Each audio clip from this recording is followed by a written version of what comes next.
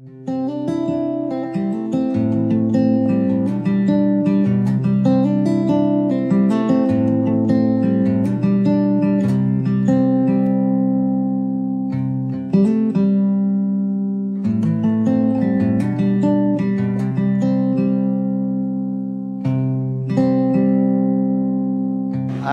ARM Helps po ay isang special project ni Regional Governor Hataman kung saan ito ay binubuo ng mga integrated services para sa mamamayan ng ARM.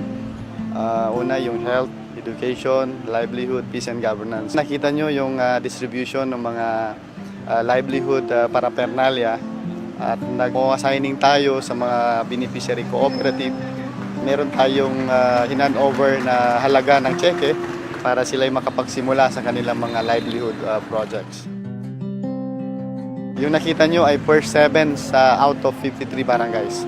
So there will be more cooperatives to be awarded on the livelihood component of ARM Helps projects.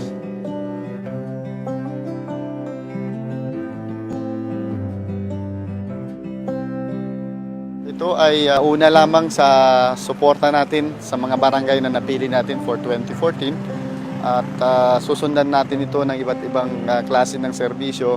Kasama dito yung mga infrastructure project, kung wala silang barangay hall or multipurpose building, health center, community learning center, palengke, gagawa natin sila.